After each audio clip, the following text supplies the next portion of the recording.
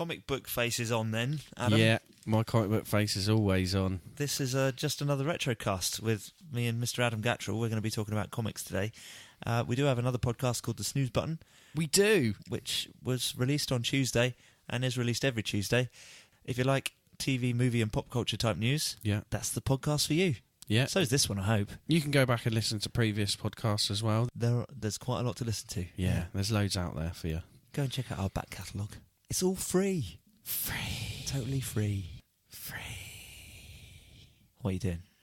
I don't know, just saying free in the background like it was like really important.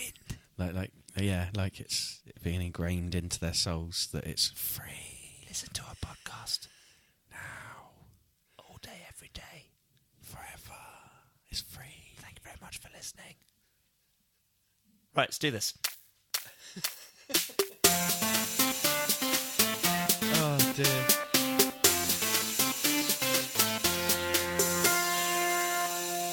Hello, ladies and gentlemen. Welcome to Just Another Retrocast, episode number 13. Is it number 13? It is number 13. Lucky for some. Unlucky for others. Not for Ross, apparently, because he's not here. No. Hopefully lucky for Paul, though. Definitely. Because he's not here having a baby. Oh, that sounds wrong, but that doesn't sound correct, no. But he's not here, but he is having a baby. Yeah, well, he's not. Wow. But yeah, his wife is. True. But yeah. There we are. We get what we mean. They get what we mean. Send them some wishes, listeners. You can even send them to our email address if you want to. Yeah. You know, if you've got a bunch of flowers you want to send. Podcast@SNEW That's the one. .com. So yeah, this Just Another Retrocast is with Mr. Adam Gattrell, of course. Hello. The dulcet tones you've just picked up. And me, Mr. Chris Quinton. Hello. How are you? I'm good. How are you? I'm right. You weren't sure if I was talking to the listeners or you. I wasn't, no. You didn't look directly at me, so I was a bit freaked out. Talking to your knee. It's quite weird. If we were doing this over Skype, I would never know if you were looking at me. But we're doing it in a room together. We could just look at opposite corners of the room to each other. Yeah. I quite like that corner. It's got a Batman painting. It has, yeah. That corner's not so interesting. Painted by a psycho ex-girlfriend. Oh, amazing. Hi, psycho ex-girlfriend, if you're listening. You shouldn't be. Right. And talking of the past, the last time that we were actually sat, just the two of us, we were talking about this before we started recording, the last time we were sat together chatting about comics, just the two of us, was almost 10 years ago. It was, in my old house. Yeah. On Bellevue Road. Yeah. Wow. That was a long time ago. That was a nice house. It was. Lots of fun things happened there. Yeah, yeah.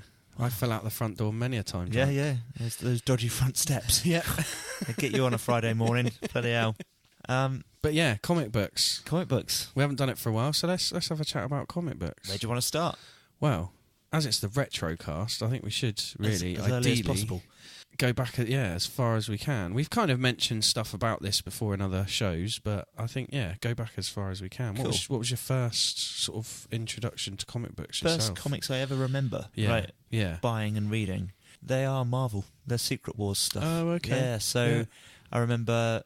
It's funny, actually. Do you ever do this thing where... I think I've asked this question before, where you remember specific covers and you go on a mission to search through Google and find covers of issues that you're never going to get hold of again or read. Yeah. But it's just nice to be reminded or at least be satisfied with the fact that it is a real memory. Yeah, it does exist. Yeah. It's not part of some fake. So there was a Secret Wars issue I remember being my first one because it came with a sticker album. So the Panini sticker album, Secret Wars, from around about 1984, something like that. Yeah. And the issue had like a bunch of the heroes. They were stuck like underground, like something had caved in, and the Hulk was holding up the Earth, and they were all trapped under there, like trying to find a way out. And then the Zoids and Spider-Man, which were Marvel UK at the time. Yeah, I would have said about that point. Yeah, that issue. I had a thing about Panini sticker albums. I remember that one came with the Transformers, the original Transformers Panini sticker album, which I might still have somewhere. Probably in my piles of shit. Yeah. You still collect now. Yes, absolutely. For a different reason. Yeah. It's not all about making money. No. But some of it is. Yeah. But yeah. So you started straight in with the Marvel then? I think I did, yeah. I remember, like, back when they used to do classic... Like, if you went on holiday, it wouldn't matter. They would do runs of comics like horror comics for boys and things like that. Yeah. And it would Grim just be Tales. like, So the stories were all insular. Didn't matter which one you bought. You know, you wouldn't be worried about the continuing storyline. Yeah. You just have this like a book, I suppose. The same reason that an adult would buy a book. Yeah. But yeah, so I do remember some of those, but not as clearly as. Well, I think for me the clearest one I remember is probably like the Beano. Oh bloody hell, Dandy and Beano! Yeah, of course. Yeah, that's the first. Like when my youngest, they were the first ones I got. Yeah, okay. And I couldn't really read them at the time. Like I struggled with reading till I was a bit older. Okay. But I just remember being fascinated by the characters and how they didn't look anything like real people. Right. And just used to go and buy them and then go and sit down by a reservoir pond where people would do fishing and just sit in the sun and read a Beano on my Saturday morning. So Beano was Dennis the Menace, Billy Whiz. Was it Billy Whiz? Billy Whiz was originally in something else, I think Whizzer, but then moved into the Beano when Whizzer closed down. Right. But it was Minnie the Minx? Yeah, Minnie the Minx, Backstreet Kids. Backstreet Boys? Bash Street Kids, Numbskulls. Numbskulls. Don't remember those. They were like little people living inside someone's head. One was the eyes, one was like the mouth, and it was just them interacting with each other and getting into all sorts of trouble. Interesting. I'm trying to think of the others. I obviously had Nasher. Dennis Menace's dog, who had his own strip sometimes. There were so many different characters, because I used to get it every so often. And was Minnie the Minx not Dandy? No, she was Beano, yeah. Okay, fair enough. Desperate Dan, Banana Man, were Dandy, and then a few others, but obviously Dandy's been amalgamated into being part of the Beano in the last few years. Or something? Was that the name of the character? Do you know the one I mean? I know the one you mean. Rich child type character. Yeah, I can't remember. So long ago now. I've got them all at home somewhere still, all my old ones, including annuals going back to the 60s. Something I thought of today, actually, when you mentioned about wanting to do comic books. I miss annuals. Yeah, I really miss. Yeah. Like it's that time of year. It's just coming up to Christmas. Yeah. Hate saying that before the end of November. It's not had my birthday yet. But Can't mention the C word. You know, you see the annuals appearing in shops, and they're like nearly £10 each now. Really? Yeah, it's like $7.99 upwards for most of them. I don't, because when I used to get them as a kid, they're exactly the same, but they're like £1. Maybe. They were an affordable, definite Christmas present, weren't they, from a loved one? I know money's worth less now, but well, not that much less. I did see somebody using cheap items as an example as to why inflation is completely fucked the other day. Yeah. With the Beanos, you used to get like random sweets on the front, or like one of those plastic grabber arms occasionally, and weird things like that. Fun toys and things. And annoyingly, they were just sellotaped to the front. So if you just went to pull it off, it'd like rip the front part of the front cover off, and then you'd be missing the story from the inside. Right. So you'd have to go back down the road and see if they'd like let you swap it over. You weren't sensible enough to just get out the scissors and carefully cut around. No, not 4 years old. No, sod that. Fair enough. But yeah, no, Beano. I think Beano and Dandy were my sort of original like exposure to comics, as well as because the little shop down the road from me, there was a family that ran it, and you had another little shop down the road from that, and they both did different offers of like what sweets they sold and different comics. Right. So you'd go in one and you'd see what they had in on that day, and then you'd walk down the other, see what they had in, and then you'd choose which one to go to. Right. One of the shops used to have the Beano and 2000 AD.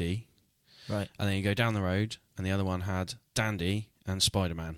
Right. So I would always be like, what to do? Do I buy one of them at one and go down the road and get the other? You know. What I would do is choose the one that's got the best bloody cover toy or bloody sweet on the front of it. Yeah. Because those things really did work. Yeah. I remember, like, that was probably, I say probably, that was the reason why I bought my first, bloody Eagle comic. Yeah. Because it had a wham bar on the front of it. I remember that very clearly. Then, do you remember there was a period, I don't know if it it had happened for a long time. I don't know if it happened for a long time or whether it was just something they started doing in the late 80s. It's one area of comic books I'm not hugely knowledgeable of, but those weird, like, sort of almost slightly smaller than A5 paper size comics that were like about a centimetre thick and had like I a think wax the horror spine. ones that I was talking about earlier on. Yeah. So they did a Beano collection of those, where it was one long story about Dennis the Menace, which you would never get in the comic. Yeah. And then they do like Eagle ones, and they did Judge Dredd ones for a little while. They did 2000 AD ones. Yeah. I've got 2000 loads AD of ones different were ones. really nice. They had hard covers and things on them. Yeah, they were I really remember good. a really nice Strontium Dog collection. But they were so small and compact, and I just remember having loads of them, and I'd sometimes just chuck 3 or 4 in my bag before going to school. Yeah. And I'd just sit on my own at lunchtime, just in the primary school field, just like looking at the pictures. Again, I couldn't read them even at primary school. I struggled with reading. While the other kids threw stuff at you. Yeah, basically. Like I learnt to read through. I learnt to read through 2000 AD in the Beano. Right. So like those being my earliest exposure to comic books, kind of led to me being able to actually read by the time I got to sort of middle of middle school, because I used to just pretend that I was reading before that to a lot of people. So. Good old Judge Fred, eh? Yeah, Judge Fred Denise and the Menace. Denise Taxi the Menace. Yeah. 2000 AD. Yeah. That's like, I think, well, in actual fact, the Eagle. I was into the Eagle first, but 2000 AD was still the one that I collected for the longest, I think. I think that's the one most British people into comics have collected the most. It was bloody good. Yeah.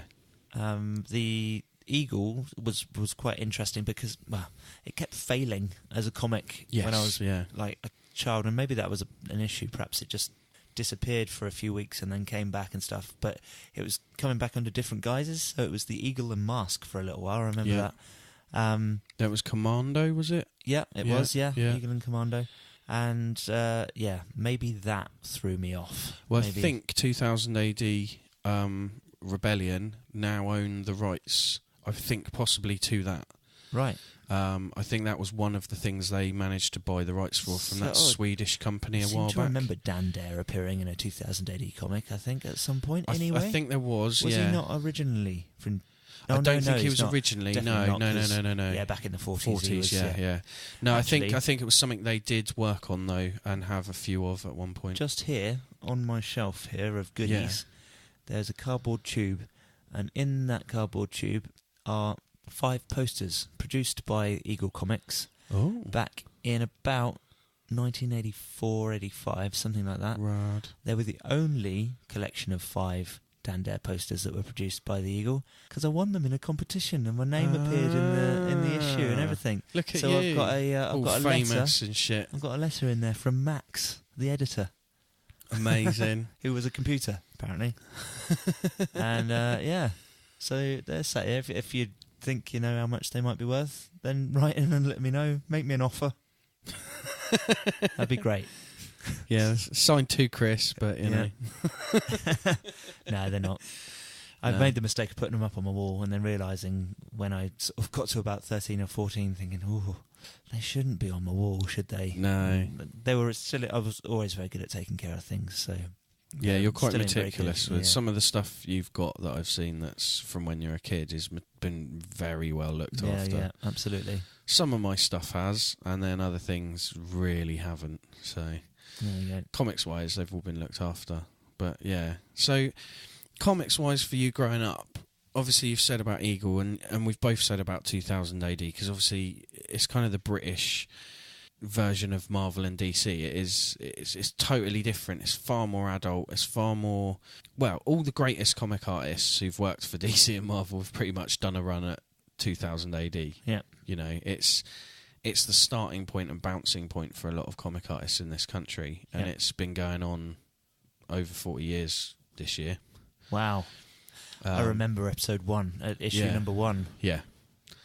Which also had a cover toy on it. Yeah. I didn't buy it. A frisbee. My brother did it. Was it a frisbee? Yeah. Right. Or a flying saucer. Okay. But it's all sci-fi, fantasy, crime dramas, noir detective stories. They've done everything in that, you know. And you've got the ongoing stories like Judge Dredd and stuff, but there's all the little one-off stories they've done just for a laugh here and there, and the sort of political stuff where they've made a point about something that's going on in the country. Well, some of it's surprisingly foretelling anyway, isn't it? Well, like massively. Judge Dredd. Yeah. The fact that, they can only respond to 6% of all crimes that happen in the city. Well, it's England, isn't it? Yeah, pretty much. It's England right now. Yeah, they've foretold a lot of things. Whether they've done it purposely as a humorous thing or by accident is amazing. Who knows? Pat Mills is a very clever man when you do get a chance to chat to him. He's Did you meet him at the 2000 AD Yes, convention? yeah. I asked him a couple of questions and stuff on the mic, but then also got a chance to speak to him afterwards as well. Cool. Just me and him in one bit of the like arena or whatever. Did you drug him? Whatever you call it. No. He was very willing to speak to people. And chloroform. I'd asked him off somewhere. I asked a question about the fact that I had dyslexia. I have dyslexia, and I learnt to read via Beano in 2000 AD. Right. And then also asked about the possibility of there being like a kid-friendly version of Judge Dredd, and he said about trying that in the past. And then I got the opportunity to have a quick chat to him afterwards, and he was quite willing to answer some questions about ways of working with being political and teaching kids about that stuff, but through something that's fictional. Yeah, sure. And because he's very, very political, it's quite amazing. He's very strongly aimed at what he wants to change in the world that's wrong, and I kind of agree with a lot of what he says. He gets a bit full on about it, but Oh, well. Yeah, it's interesting. But yeah, 2000 AD, that's kind of my go-to. Any favourite storylines specifically from 2000 AD? From when I was younger, probably the Judge Death stuff. Oh, yeah. What, Young Death or... No. The first version of the story involving when he Judge first Death, turns up, when they first came through from the other dimension. Yes, yeah. Because it's interesting because they've kind of recently, DC are doing this thing where there's versions of Batman coming through from another dimension, and one of them looks exactly like Judge Death. Right. It's just like, I know that's kind of supposed to be a cross of Joker and Batman from another dimension, but he kind of just looks like Judge Death. Oh, really? It's or Judge Fear even, and lots of other comics. Like, you go throughout any of the other comics that have ever been done that are long running, and most of them have ended up basically just copying bits from 2008 to the point where it's not artists that are going off to different places and taking ideas with them and stuff. Not always. No, like the Old Man Logan comics. Yeah, it's basically Judge Dredd going out into the cursed earth. Yeah, true. It's pretty much exactly the same story. There's a Marvel have just announced an Old Man Hawkeye. Yes, comic actually. So that'll be a prequel to Old Man Logan. So yeah, it just goes on and on. Yeah, absolutely. whether they'll do a movie, Jeremy Renner, if you're up for it, with a beard. Nobody likes your character, but you know. Yeah. Oh dear. But yeah, so do you have any particular favourites from when 2000 AD? Yeah. Okay, from 2000 AD, it's got to be ABC Warriors for the artwork. ABC Warriors was fucking beautiful to look at, and I remember, trying to emulate that, trying to draw stuff that I saw in those strips, and it was just amazing. And they did no favours to that storyline when they stuck an ABC Warrior in that Sylvester Stallone Judge Dredd movie. Well, the ABC Warriors did disappear for quite a while in the comics after that as well. They've only just come back in the they're back in it again now. Last few years they've kind of made a bit of a resurgence, but fair enough. So for artwork, ABC Warriors, but for content, Strontium Dog and what's his name, Rogue Trooper. Yeah. Rogue Trooper was fantastically adult. I mean, it was probably too adult for me at the time, and I didn't really. And when I started coming of age, I started to understand the content a bit more and started to think. And went back and reread and stuff because they did those really nice collected issues. Yeah.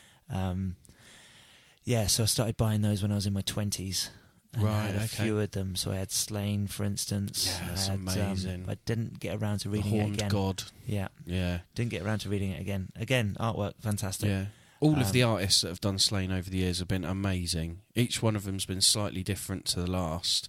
And listening to all of those guys, or 4 of the main Slain artists, chat on stage, they were just talking about how they, like, basically wanted to outdo the last one, or couldn't believe how they were going to possibly do anything as good as the last guy. So they Fair were enough. kind of had a rivalry, but a friendly rivalry. So yeah, the artwork to that stuff's amazing. It is very good.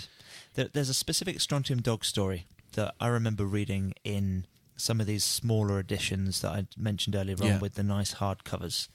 And it's after the death of Johnny Alpha. Right. And there's a guy, so his bearded mate isn't in it at all, but there's a guy, he's a mutant, and he's kind of got a catty kind of look to him. And when he gets angry, he turns into this beast, like a large, like really big beast thing that just tears people apart. And I read it when I was probably about 17. Yeah. And I'd love to find out what it's called. So I can't think of what the name of the character is. That's going to bug me. if anyone out there knows, yeah. podcast@snewNetwork.com. Yeah, give us information. So was your question more sort of broad than that? Well, no. I think outside of 2000 AD. I think outside of 2000 AD, we should go that way. Yeah, I think we should. From what era? I'd say 80s and 90s. 80s and 90s. Well, Akira. Yeah, that's a big feature. And there's some from the massive 90s. volumes of that, isn't That's there? 6 massive volumes. Yeah. Yeah, but they, despite their size, you get through them very quickly. Yeah. Because they do that. The artist did that really amazing thing with double page spreads, where you'd get like really nice, like epic sized drawings, like covering 2 pages, and there's no words to read at all. You just sit there for a second or two, just taking it in.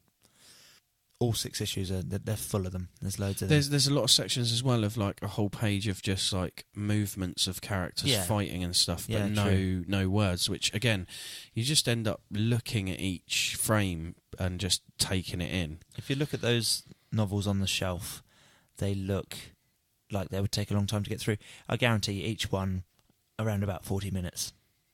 Yeah. So yeah.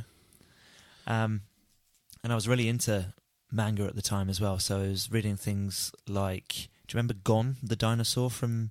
He was a character in Tekken 2, actually. Yeah, I remember that. The graphic novels of Gon. I didn't realise that was a comic. Yeah, no words in them. It's just all the artwork. And basically it's always like Gon versus the bear, or Gon versus a shark. So it's like... Yeah. Always him versus something. Yeah, so he comes across another animal in the wild. There's loads of fights, and the fights are kind of slapstick, and it goes on for ages and ages. And really worth looking at. If you can find copies of those. Yeah. You can order stuff at the library, can't you? You can indeed. So, I noticed actually last time. Will order stuff. Last time I was in the library, hopefully this is nationwide. There's like a comic app that you can get for your phone. It's only if your local library service has paid for that app service. And on the Isle of Wight where we are, they have. Right. They have used part of their budget to pay for that, so people can access it. So if you're using that app, does it allow you unlimited access to all of the comics that have got on file? Yep. Wow. Yeah, just using your library card number. And not like a Kindle where you have to, give it back to the lender after 2 weeks or something like that. I think there's like a time limit on stuff, but you can just download it again. Right. Yeah, I've used it a couple of times. I've never had any issues with it. It just gives you like a set Only amount the of issues time you wanted. Yeah. I think Akira. I used to read bits of Akira through it because a friend had them, but I think it appeared in a comic as well for a little while. The name of which escapes me right now, but it was colorized. Yeah. And it was put into a comic with Nightbreed, the comic, which is really worth looking up at some point. But that was a fantastic magazine. I wish I could remember what it was called. It only ran for about, I think it was like 12 issues or something, and they weren't popular enough. They ran out of money and stopped producing it. But yeah. There's a lot of that, unfortunately, in this country where there's people try and do that sort of thing, and then it just, like even Clint magazine, which was Mark Millar's project, they did sort of 2 series of runs of 14 issues, and then they just shut down. Right. It's the guy that did the Kingsman, Golden. Yeah. Well, that's where that first was printed in those magazines, Right. Clint, and then also Kick-Ass 2 and the prequel Hit Girl were all in that Right. as their first printings. I read the comics for Kick-Ass 2. Yeah. Played out very much the same as the film. Yeah. Very much the same as the film. Even with the guy looking very much like Jim Carrey. Yeah. First one's a little bit different. They didn't show the bollocks being electrocuted in the torture scene and stuff. So there was some slight difference in that one. But then by the second one, they were like, "No, we can get away with this." Yeah. It was very violent. Yeah. Very bloody. But I think for me, I think when I was quite younger, other than the sort of Beano and 2000 AD, like I've already said, the main comics I used to read were probably Spider-Man. Right. Mainly Spider-Man from the sort of Marvel and DC world. A mate of mine got Batman a lot, so I used to sort of occasionally read one of his Batmans when I was around his house and sort of try and keep up with what was going on, but could never, I was only reading them like once a month, so I'd only get to read 1 or 2. I've got to admit, I never ever owned a Batman comic. No. Throughout the whole of my childhood, I don't think. No, it wasn't until I was an adult that I sort of owned any. Most of the stuff I had before that was Marvel UK, 2000 AD, or something like Dark Horse. Like I think, the main sort of stuff I read as a kid, other than what I've already mentioned, was things like The Mask and The Tick and Teenage Mutant Ninja Turtles, like the sort of satires of other comics. Sure. Which at the time, at that age, I didn't really understand that that's what they were. I just thought they were funny and interesting, and imagery was like different to the superhero stuff that all looked the same, and to the like Beano and Dandy stuff that was a little bit too child friendly and too kiddie. It was kind of like a nice difference, but it wasn't until I got a little bit older that I realised actually like they're really clever satires of everything that I didn't like. There's quite a lot that goes on in kids' comics, isn't there? Yeah. Like, as in, a friend of mine, he's a brony. He loves My Little Pony, and he was explaining to me why, and I was talking to him in the pub about it just the other day, and I've always blown it off and said, no, I'm not going to watch My Little Pony. No. And he was saying, but you just don't realise the amount of like homages to films that are hidden in there. Your kids are never going to realise it. But if you sit down and watch it with your kids, you'll think, my God, that's bloody, what's the film the dude is in? Big Lebowski. Big Lebowski. Yeah. There's a Big Lebowski episode, for instance. Yeah. And that's not just mainstream movies we're talking about. That's quite a specific cult stuff. Kind of a cult movie, yeah. I watched an episode when I was round a friend's a while ago, and their kid had it on. And the only reason I stuck and watched the whole episode of it was because there was like a character in it who was one of the My Little Ponies, and she was acting very weird. Right. And then basically just went completely psychotic on all the other characters and was like talking to herself and stuff and being all weird. But then I realised by the end of it, they were kind of almost... The whole episode was a cross between The Shining and Carrie. Oh, wow. But in this kid's... like, and I mean, Exorcist. like really close to being basically Carrie. Like, without it going, this pony is having a period. Right, they like, didn't dump a load of blood on... No, but there was like a lot of like cake and like used as the sort of way of doing it. And it was proper weird. Okay. But yeah, the kids that were sat there watching it obviously didn't understand any of that. And just thought it was funny. They're just giggling. And they're covered her in cake. Yeah. I don't think I could become a brony, but I got a lot of respect for people that like what they find in that entertainment. Yeah. It's, I suppose, quite brave to stand in a pub with somebody you don't really know all that well and say, well, I watch My Little Pony. Well, yeah, there's that comedian, isn't there? The sort of punky stand-up comedian, Wayne, I think his name's Wayne something, and he's a brony. He's got My Little Pony and Care Bear tattoos on him. Right. And he talks about going into the toilets at a pub and some guy sort of come in and starts hassling him in the toilets because of his tattoos and his pink mohawk, and then he goes back out and the guy comes up to the bar and he's saying stuff to him, and he said it's the most beautiful thing when another guy turns around to him and goes, "Oh, have you met Wayne? He does semi-pro wrestling, as in like WWF style but British. Right. Suddenly, the guy goes from being you're disgraceful, whatever, to that's amazing. I love that. You're amazing. Because fake wrestling is just as. I mean, like he's an actor. Yeah. So being an actor and wrestling with no clothes on with other men is okay. But then the same guy thinks that being into an animated thing that involves ponies is not okay. It's like they're on the same level, mate. Go figure. So yeah, Mask, Star Wars comics. I did have some annuals actually when I was a kid, but no individual comics. No, I had some individual comics purely because like they were in a box going cheap in the local comic shop when I was younger. They're all owned by Marvel now, aren't they? Yes. Of course, Disney. Yeah. So they are the entire back run of Star Wars comics is available on Comixology at the moment. Oh, is it? And they're quite cheap as well. Is that including all of the Dark Horse stuff? I don't know if that's. I think they own the rights to like. Imagine a massive amount of if it. Dark Horse sold all of what they owned to Marvel, that would be an amazing amount of money. I'm pretty sure I'm pretty sure it's the entire back catalogue of Star Wars stuff. Unless it's just the previous Marvel stuff they had before many years ago. They may have printed certain stuff before Dark Horse got it. If you're listening at home and you're interested, go and have a look. Yeah. And you can tell us. We can't be bothered to find out right now. But Star Wars stuff was good. Alien vs Predator. I did have some crazy crossover comics as well. Simpsons versus Futurama. I had the more that recent actually. stuff's quite fun. And Batman versus Judge Dredd. Yes, on Gotham. Yeah, there have been more. I've got Judge Dredd versus Aliens called Incubus, which is really good. There have been more Judgment on Gotham stories there. There's been 4 in total. Right. Starting with the, I think the first one was with the Riddler. The first one's the one that is Judgment on Gotham. The first one's the Scarecrow.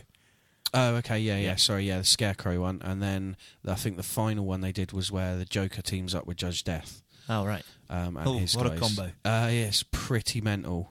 Okay.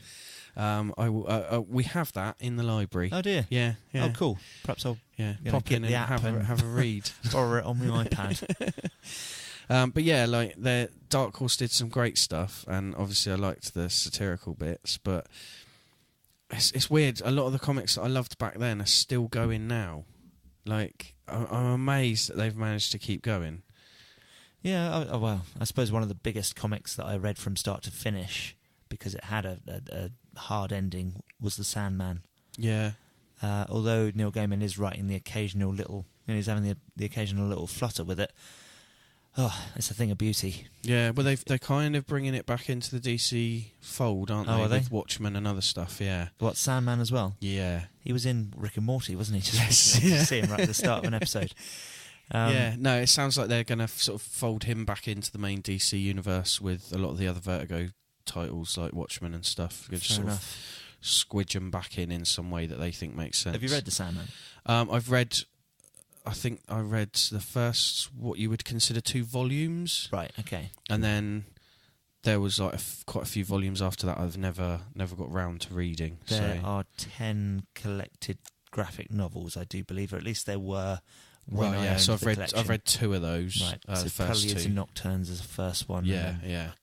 Can't for the life of me remember what the second one is. No. But yeah, if you've not read The Sandman at home, then honestly, they are absolutely stunning. The way Neil Gaiman works other stories into his fiction is incredible. So he does it in the same kind of way, I suppose, as Terry Pratchett does. Yeah. Where he uses just other media, things like Bible stories and William Shakespeare, Midsummer Night's Dream. Yeah. The graphic novel, A Midsummer Night's Dream, is the only comic book in history to have ever won the World Fantasy Award. Oh, right. Yeah. So it's bloody good. It's very, very good indeed. And basically it's about these entities, dream, death, destruction, despair, desire, and they kind of control everything that's going on in the human world as gods, if you like. Yeah. And it's just how they interact with each other as characters and everything, and what happens if one of them ends up stuck on Earth, or ends up in a dispute with one of the others and things. And that may sound really boring, but the way that it's wrapped up in other tales and just... You can kind of see how he presented. kind of ended up going towards doing things like American Gods and stuff like that from those stories. Definitely. You know, you can see that's what got me into Neil Gaiman. And was made it me him that did Good Omens with Terry Pratchett? That's right. Yeah. So it made me it made him my favourite writer straight off the bat. Yeah. You know, and I've read everything he's ever released. Amazing. Yeah, I've pretty much done that with a couple of different writers now from comic books. So Mark Millar, I've pretty much read everything he's done, because some of it's fantastic. Some of it's a bit weaker in other places, especially when he's worked for other companies, sort of carrying on someone else's story and taking it a different direction. But the main stuff he's written himself, I really like. And then Doug Mank and John O'Crundy, who did The Mask, I've read all of their Mask stuff. That's dark, isn't it, The Mask? Yeah, much darker than the Jim Carrey film, but I've read that from beginning to end. It does end in the DC universe. All right. The last part is kind of in the DC universe. But that travels through different comic storylines. It goes through Barbed Wire. That was a comic book. Yes, yeah. Okay, I don't know if I knew that. That was Dark Horse. Okay. So it kind of, it went through other Dark Horse comic universes and then sort of jumped into other areas. Just to check, Barbed Wire, that's the Pamela Anderson movie from the 90s, right? Which is not a good representation of the comics. Is it not? No. Okay. But yeah, it kind of jumped around and then ends. Well, I say ends. It ended in that, but there could be more if they ever decide to go back to it, because that's the way the Mask works. You know, it's a device put by Loki onto Earth to cause trouble. Was Son of Mask one of those stories, or no? It was just a Hollywood fuck up, was it? No, there was elements. It's a horribly bad movie. I've never seen it. Yes, yeah. It's fucking horrendous. Right, okay. But there are stories where a child wears it, like a toddler girl. So it's not always the same main character? No. Stanley Ipkiss from the cartoon and the movie, he only wears it for the first half of the first graphic novel. So it is actually about the Mask and not a host, if you like. No. Basically, there is one character that kind of travels throughout the whole comic series, and that is the detective from the first one, who's trying to work out who's done the crimes that the Mask is doing at first. Which are murders, aren't they? A lot of them, horrendous fucking murders. As in rooms full of people. Chaining someone up into a ball and then shoving like screwdrivers and spanners into them. Wow. Chucking an atom bomb over a hedge into a gangster's party, with all their family and friends there. Having a auto-action like crossbow and taking out loads of triads. Okay. Like, often they're bad guys that he takes out, but then sometimes it's completely innocent people. It depends who's wearing it, because it heightens... So if they're evil, aspects they'll of be self. mega evil. Yeah. Right. If they're good, they become a bit sort of sinister, but that sometimes the Mask will go with them and do good things. Like, one guy puts the Mask on in The Mask Strikes Again, and he puts the mask on, and he's a nerdy kid, and he kind of becomes like a superhero. Right. And he goes and releases all the most dangerous animals from the zoo, so you end up with like a lion wearing like a Cyclops-style visor and stuff like that, and he's like, my super friends, and like he's pointing at these mad amount of very dangerous animals that are all dressed up like the X-Men. Why is he dressing them up like the X-Men? Because he wants to have a super group. Right. It's the Mask. And they're still just animals. They're still just... No, they've got no powers. Right, okay. They're just animals dressed up because he's a lunatic. Right, okay. But that is the point of the Mask and why it works so well. It's kind of got that Joker thing of... The only origin to it is that Loki put the Mask on Earth to cause mischief, because that's what Loki does. Yeah. You never see Loki. You never, come across him in the comics. It's just, that's what it is. It's explained in one of the comics. He's busy underground, isn't he? Loki, isn't he tied to a blooming rock under the ground with venom being dripped into his eyes? Probably. I think, yeah. if I remember rightly. Going by the original Norse legends. I think so. That's what earthquakes are. Him writhing around. Yeah. But yeah, so the mask is basically going from person to person, causing trouble, and in the DC universe ends up with the Joker. Right. And that's the last place it kind of is. But yeah, there's great characters. It ends up with the Joker. Joker's wearing it, yeah. Oh, wow. Yeah, it's quite so interesting. So it kind of suggests that the Joker is the mask? No, that he's just wearing it and it becomes unfunny, so he has to take it off. Yeah. He can't handle the fact that nothing's funny anymore, so he's fighting with the mask while he's wearing it. Huh. Yeah, it's quite an interesting Might have to story. Have a look at that. Yeah. Sounds a bit crazy. Right. Yeah. Very, very worth watching. I do have a top 5 from our friend Paul. Ah, yeah, of course. So, again, ones that he read when he was younger. West Coast Avengers. I did have a look at the lineup of the West Coast Avengers. There's been so many versions of the West Coast Avengers team. I don't know which one he would have. I was going to go, I could name the characters. So, explain West Coast Avengers to me. So, West Coast Avengers, I'll just give you the initial... so, the original sort of team from, I think it was 1984, the first West Coast Avengers. So, they're basically... the guys set up in LA and that side of America rather than New York and the other side. She had Hawkeye, Mockingbird, War Machine, Wonder Man and Tigra. Okay. They were the main 5. And then over the years they've had various people like Thing, Iron Man, Hank Pym, Moon Knight, Firebird, Wasp, Scarlet Witch and Vision that have kind of joined the team for a period during the sort of this is going for the 80s. the 80s. Not coming like that.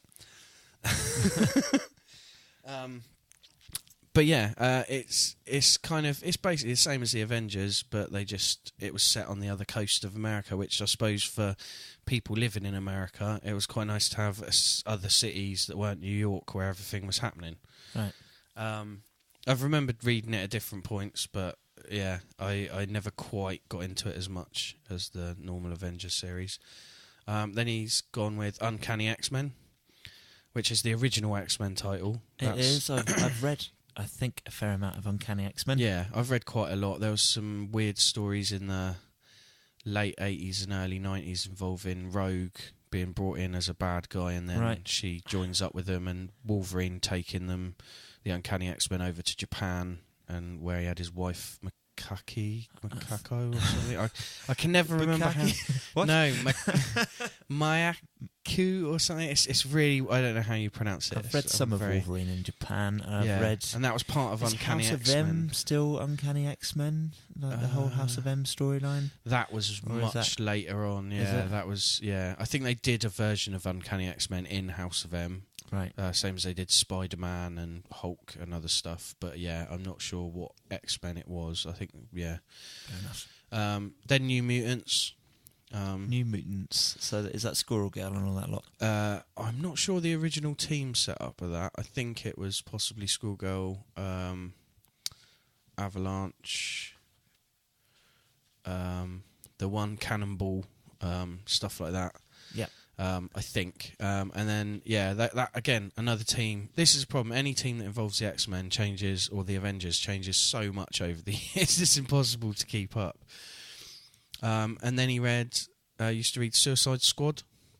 Oh, right, yeah. Okay. I never read the originals of that. I've never read a Suicide Squad comic. I've seen the cartoons. Yeah. Again, I've not really read it, but I've heard good things about the earlier ones. I think they're a lot more fun back in the day. I think everything in DC's become a bit too serious now. They're doing a movie of New Mutants. They are, yeah. They are. I don't know when it's coming out. Let's have a look. Is it a movie or series? It's a movie. 2019? Intended to be the 11th instalment in the X-Men film series. The film is being directed by Josh Boone from a screenplay by himself. Oh. And a group of young mutants held in a secret facility fight to save themselves. So that'll be fighting in a city, a Mm. facility, and a forest, won't Cool. it? Because that's what the X-Men do. And they never go to space. Why don't No, they? I Just don't get them know. into space Yeah, already. that's when it all gets better. Absolutely. And then the final one he put in his top 5 of comics he used to read is The Spectre. Also, hang on the lineup for these ones. So it's Magic, Colossus, Wolfsbane, Cannonball, Sunspot, Mirage, and Selena Reyes, whoever that is. Amazing. Yeah, I kind of know all the characters, but I couldn't tell you much about them. So it's not the from one that with Squirrel point. Girl. So Squirrel Girl, you're right though, there is a TV series being made. That's the one with Squirrel Girl in it. She may have joined at a later point because she's been in most of the Avengers teams over the years and different versions of like X-Men comics and all sorts because she's Squirrel Girl and she jumps around all over the place. How ironic. No pun intended. So his final one is The Spectre, but it's Specter, so I'm not sure which Spectre comic that is, because I can think of about 4 different comics called The Spectre. So I don't know if it's the detective ones, the sort of James Bond style ones, the guy that wore a hat and could sort of disappear into the shadows. Yeah. The Spectre is a fictional character. Is a superhero. And Does it say Spectre or The Spectre? The Spectre. That's what I mean. That's why I'm not sure which one it is. Okay, I think it's this guy. Green kind of caped dude Yes. from DC. Yeah. Who was in... what's DC's one where they've all just collided at the moment? Oh, the They're new all 52? Or? No, they're all scrapping with each other because the Joker killed Superman's wife while she was pregnant. And then Rebirth? Oh, or... no, they made a computer game of it.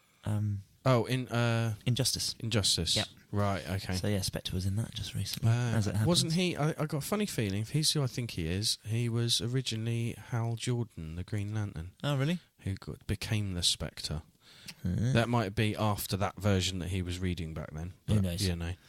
Who knows? So, if you could have one film made or one TV series made of a comic book that hasn't been made into a film or TV series yet that you like, what would it be? Looking forward to Akira, but that is definitely happening. Yeah. The Sandman would be interesting. Yeah. I thought you might go that direction because it hasn't been done yet. It hasn't. It's been spoken about and scripted and failed. And to be quite a few honest, times. as a TV series, it might do a good job. Could do. Let's try and think of something more interesting, though. Because obviously I'd say Judge Dredd, but they're in the works of doing Mega City 1 What am I thinking? But Strontium Dog. yeah. Have you seen the fan amazing. films? No. Very good. Oh, okay. Yeah, watch them. Fan films of it. I can't remember what it's called. Are they Johnny Alpha era Strontium Dog? Yes. Or, right, okay. Yeah. And I met some of the cast of the fan film and the people that made it at the 2000 AD convention, and they were lovely people, and the outfits are awesome. Cool. So they've made themselves a little bit rich and famous from it? Or I don't think they've made any money out of it. I think they've just enjoyed doing it, and the 2000 AD sort of rebellion and that went, come to our convention and show off what you've done. Cool. Like, you know, they're pretty good with that sort of thing. That's a nice bit of fame, isn't it? Yeah. It's a bit of respect for something. For doing hard for a bit of work on something creativity. you're not going to make any money from. It probably costs quite a lot of money to make a short film, doesn't it? But it's good, and I think they did. They previously did some. I think it was an ABC Warrior short film. Right. Okay. So yeah, look into it. It's they're worth looking at. That's going to be even harder to do. ABC Warriors. Yeah. You'd have to have some bloody good blooming I think prosthetics. that was very basic at the time, that one, and then the Strontium Dog one's a little bit more full on, and they've done a Judge Milky, I think it's called. I've seen Judge Milky. Yeah, so same that's people. the old judge going out into the Badlands. Yeah, so it's the same people that did that. Yeah, so. okay. But yeah, if I could pick anything, The Mask has been done. Judge Dredd's been done, and they got a series coming. So I'd probably have to go with something obscure. I would probably go with Bucky O'Hare. Bucky O'Hare? Yeah. Like as live action rather than... A live action movie? Yeah. like Paddington? Yeah, why not? Paddington in space. Hang on, I can't really remember the characters from Bucky O'Hare, but it was him versus the Toad War? Yeah, was it the Toad Wars or something? Yeah. So you had him, his four-armed duck friend, that I can never remember the name. It's been a long time since I read or watched it. You had the gorilla, his brother that his I brother can't remember any of his these. brother that had disappeared, which the boy from our world was dressed as. So there was a human. Yeah, as a human kid. I seem to remember that there were people in it, Yeah. which is hence my saying about bloody Paddington. Yeah, and there was a female rabbit, I think, as well as Bucky O'Hare. I think it was a female rabbit. She might have been another animal. And then, you had the Her name bad was guys that were Rampant, toads. maybe? Rampant rabbit, nice. Just in a child-friendly kind of way, you know. But yeah, it's difficult to think of anything that hasn't already been done that I'd want to see. Most of the things have been done in some form. But I'm sure there's things out there other people can think of that they'd like to see comic-wise. Maybe you'd be good enough to let us know, folks. You can write into us and tell us about your comics and stuff that you'd like to see made into movies and TV shows. Definitely. Stuff that you loved as a kid. I'm sure there's an absolute world of stuff that we've not spoken about. In reality, we've not touched on DC and Marvel. No, not really hardly at all. No, we've kind of gone British, haven't we, really? Absolutely. So there's a whole other podcast there. Maybe there's a part 2 of this podcast to be had. Yeah. At some point or another. So, should we wrap this up? I think we should. There's only 2 of us. We've had a good old natter about British comics and some American bits and bobs. Yeah. So I think people have got something to go away with, and hopefully we've entertained them enough. Who knows? Maybe the ratings will tell. Maybe they won't. We never know. Right, so where can we find you, Adam? You can find me in the usual places, Adam Gatchell Arts on Facebook and the YouTube's website coming soon. Cool. And me editing this podcast, of course, and hanging out on the Facebook page, SNEW with the Crew. You can find us there. If you've got anything to write into us, that's podcast@snewnetwork.com. And send us some questions. If we get enough questions, we might do a question podcast. Ah, yeah. That might be a good one. A bit of fun for all of us. We can get some of the other guests in and see what happens. And if you live locally, actually, and you think you've got something to contribute and you'd like to appear as a guest sometime, oh yeah, we're looking for special guests. Give us a message, because, everything considered at least. Definitely. So, honourable mention to our podcast hosts, which is Sticher and Libsyn. You can also find our podcast on just about every single possible podcast supplier in the universe. Just do a Google search and you'll find a link that you can share with your friends. Leave us iTunes reviews and that sort of thing. Would all be greatly appreciated.